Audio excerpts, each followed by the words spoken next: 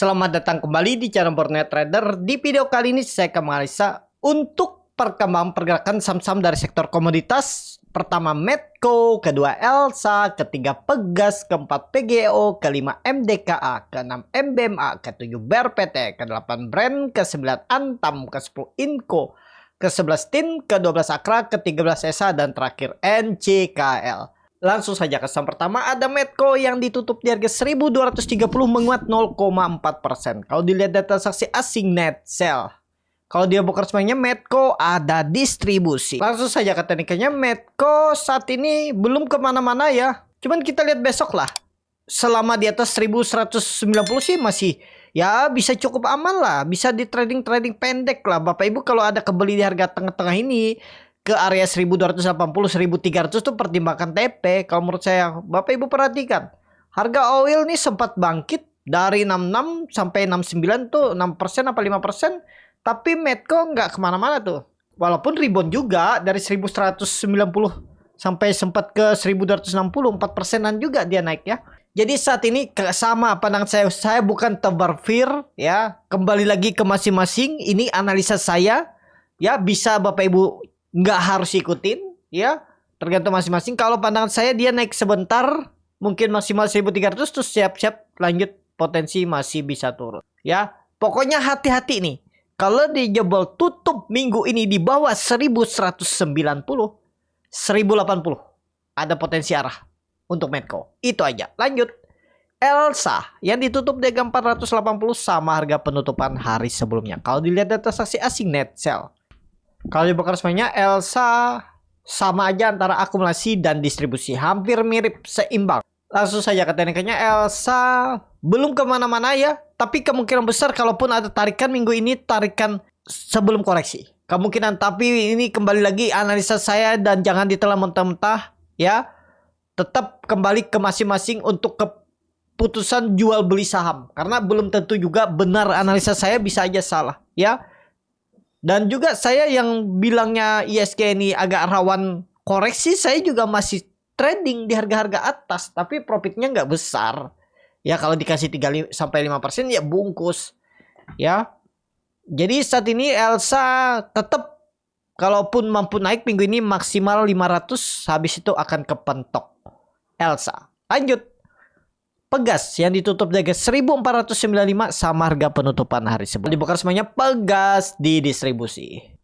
Langsung saja ke tekniknya, Pegas sama menurut saya susah untuk dia menembus 1500, kalaupun naik paling 1%-an, 1515, 1520, tetap arah Pegas ke bawah.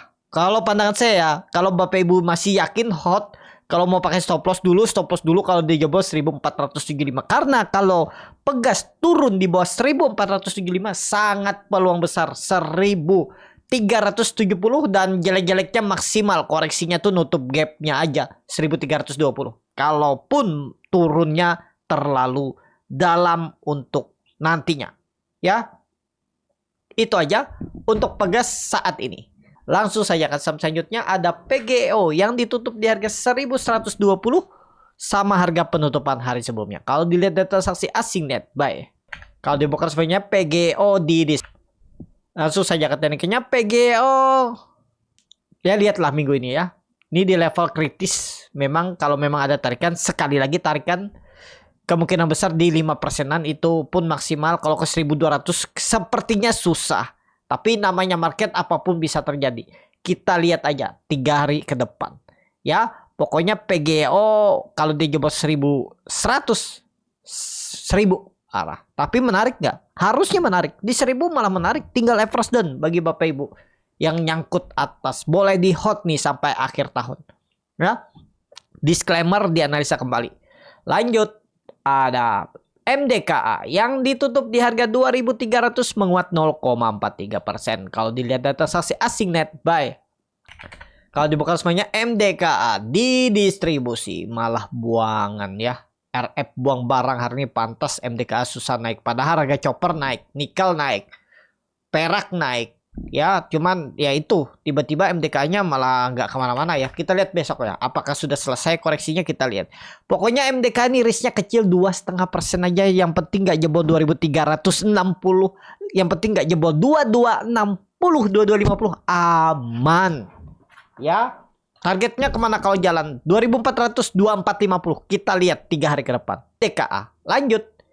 MBMA yang ditutup di harga 540 sama harga penutupan hari sebelumnya. Kalau dilihat data saksi asing net sell. Kalau dibongkar semuanya MBMA diakumulasi. Langsung saja ke tekniknya MBMA sepertinya susah naik. Kita lihatlah. Nih minggu ini nih antara dia benar-benar ditarik naik lagi 540 580-an atau ya kena buang. Pokoknya menurut saya menariknya MBMA ini juga bagi Bapak Ibu yang nyangkut pakai price down, tapi disclaimer ya. Ya di area 5000, di area 480 500 itu kemungkinan besar swing low maksimalnya, mudah-mudahan kalau nanti memang ada koreksi dan siap-siap bangkit. Kenapa? Karena Bapak Ibu perhatikan dia ini sideways trendnya 500 sampai 700 nih. Dan juga dia turun dah dalam ya. Tahun ini harusnya bangkit. Mudah-mudahan aman. Lanjut. Ada Bear PT yang ditutup di harga 1145 terkoreksi 0,4. Langsung saja ke saham selanjutnya ada Bear PT yang ditutup di harga 1145 menguat 0,43%. Kalau dilihat data saksi asing net sell. Kalau dibongkar semuanya BRPT sama aja antara akumulasi dan distribusi. Langsung saja ke tekniknya BRPT agak rawan. Kenapa agak rawan? Karena sudah di bawah 1150. Kita lihat besok. Kalau besok bisa tutup di atas 1150 cukup aman. Tapi kalau enggak juga siap-siap uji support lagi 1080. Kalau jebol kemana? Ya 900. Itu kemungkinan besar maksimalnya kalaupun turun.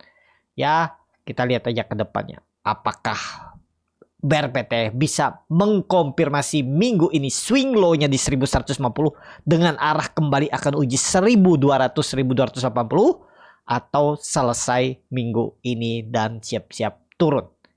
Kedepannya kita lihat tuh. Besok lah kita lihat. Kalau tembus 1150 harusnya menarik. Harusnya bagus, bukan menarik, bagus. Ya kalau mau nekat buy on breakout silakan, tergantung masing-masing. Targetnya 1280 atau minimal 1200. Ya. BRPT. Lanjut, brand yang ditutup terkoreksi dalam 5,3% ke harga 11.150. Kalau dilihat data saksi asing net sell. Kalau dibongkar semuanya brand di distribusi. Brand kemana nih? Ke bawah dulu. Kemungkinan besar. Kenapa? Karena sepertinya sudah selesai dan brand sepertinya juga nggak mampu all time high. Ya. Jadi saat ini ada story lagi nggak brand? Sepertinya sih udah nggak ada ya. Karena dia sudah masuk FTSE.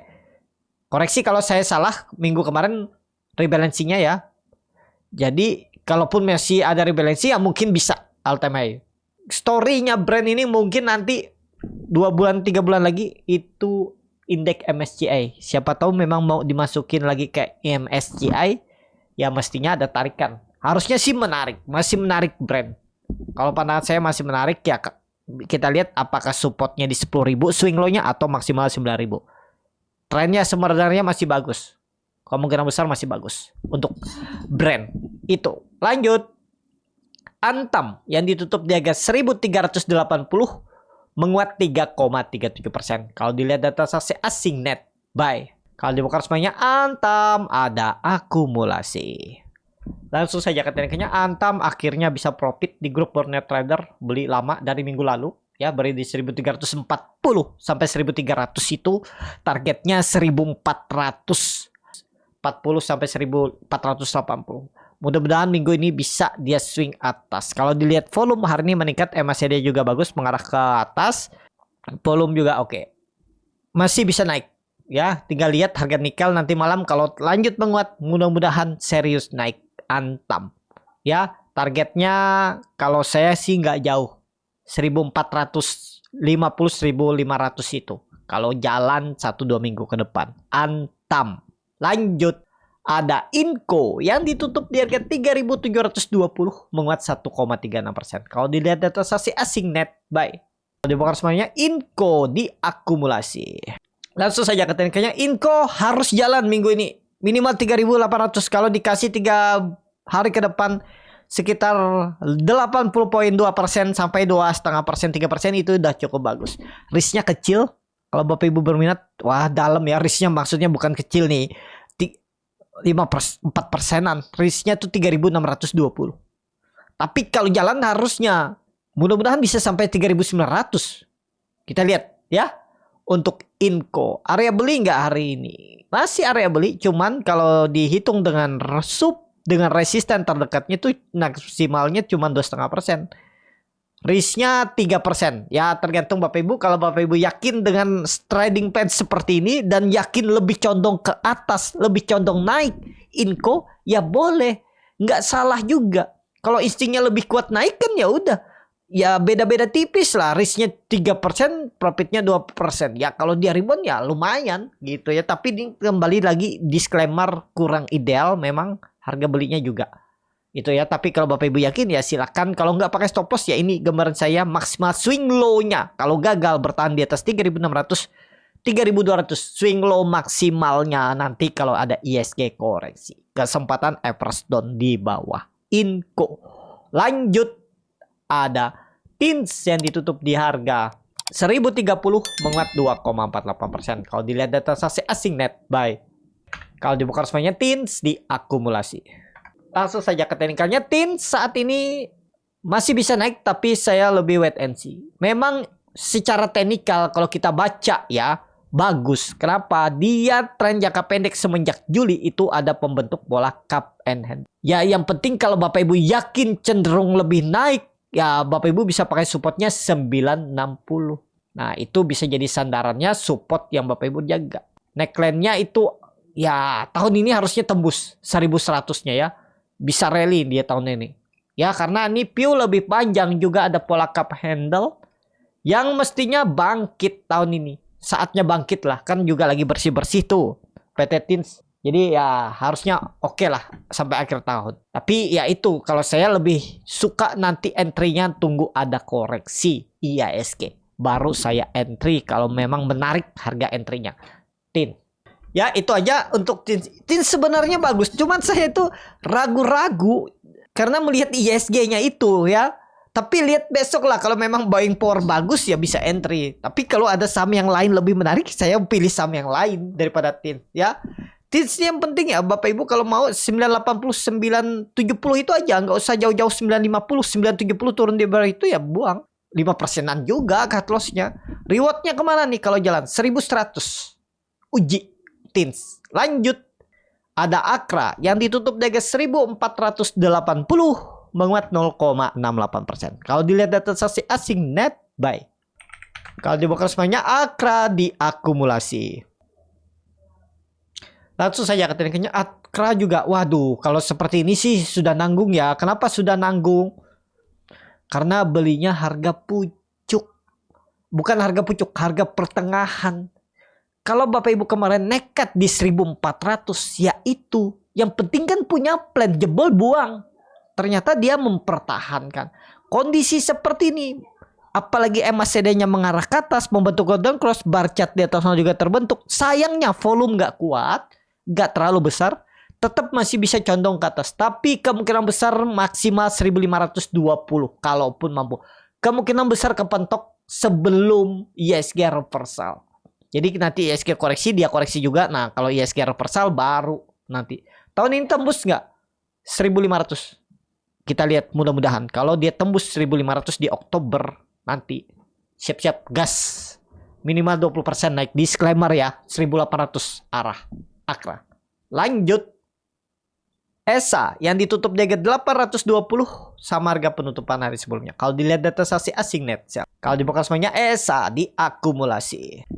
Langsung saja ke tekniknya. ESA belum kemana-mana kalau pandangan saya, walaupun koreksi hari ini volumenya kecil, sepertinya tetap akan susah dia menembus 880-nya kalaupun mampu, dan bahkan ya kalau pandangan saya susah dia menembus 850-nya kalaupun rebound. Kalau pandangan saya menariknya ESA ini koreksi dulu biar kita dapat harga murah bagi yang sudah TP seperti saya. Saya nawarnya bawah. Kalau dikasih di bawah 800 saya beli tuh. Ya, tapi ya lihat nanti lah. Support minor ada 800, support kuat 700 untuk ESA. Tapi mudah-mudahan aja bagi Bapak Ibu yang nyangkut atas atau baru beli harga kemarin atau hari ini, ya mudah-mudahan bisa profit ya. Kalau saya belum dulu, saya malah nawar. Bukan saya mendoakan ya, saya nawar, siapa tahu dikasih bawah. Kalau nggak dikasih ya lihat keadaan ke depannya, update-nya. Apakah bisa beli di 800 atau nanti beli buy on breakout 850, itu tergantung market ke depannya. Ya, tapi saat ini saya maunya nawar dulu kalau dikasih. ESA, saham terakhir ada NCKL yang ditutup di harga 875, menguat 1,15%. Kalau dilihat data saksi asing net buy. Kalau di broker resminya NCKL ada akumulasi walaupun tipis. NCKL saya belum menarik lagi karena ya belum kuat. Cuman kelihatannya bisa ada mencoba technical rebound 3 hari ke depan karena volume hari ini meningkat. Swing atas kalau dikasih 8.900 menarik tuh, dapat 3%-an. Siapa tahu dikasih ya. Mudah-mudahan bagi Bapak Ibu yang beli di 880, 860 kalau dikasih 900 tuh atau 910 menarik. Mungkin nggak 950. Kita lihat aja ke depannya. Ya, kita lihat mulai besok untuk NCKL. Saat ini bisa beli nggak? Ya Bapak Ibu harus coba, harus berani. Jangan takut. Yang penting punya plan. Kalau dia jebol 860 nggak perlu 850. Jebol 860 buang di 855, 850. Udah. Ya kalau Bapak Ibu nggak mencoba membuat trading plan, ya susah berkembang. Pengalaman dan bangun sistem trading. Dikombinasi dua itu, psikologis Bapak Ibu akan terbentuk lebih kuat, lebih bagus. Instingnya juga pasti lebih bagus nantinya. Pasti kedepannya profit akan datang dengan sendirinya. Dan risknya, lossnya juga mungkin Bapak Ibu akan lebih kecil. Ya, itu harus bangun sistem trading dan pengalaman. Baru Bapak Ibu pasti bisa. Percaya aja. Itu cukup sampai di sini video kali ini. Terima kasih untuk Bapak Ibu dan teman-teman yang sudah menonton video ini sampai selesai. Apabila mau berniat trader ini bermanfaat dan bisa menjadi bahan pertimbangan Bapak Ibu dalam membeli, menyimpan dan menjual sahamnya, bisa klik tombol subscribe dan nyalakan lonceng notifikasi. Ada kritik, saran ataupun pertanyaan bisa langsung tinggalkan di kolom komentar. Bagi Bapak Ibu dan teman-teman yang baru belajar trading, masih bingung memilih saham, bingung membuat trading plan, bisa join trading bersama Borneo Trader. Nanti dipilihkan saham-sahamnya dan dibuatkan trading plan-nya beserta chartnya dan juga free konsultasi portfolio. Kalau tertarik, DM Instagram Borneo Trader. Sampai ketemu, tetap semangat dan semoga bisa terus cuan.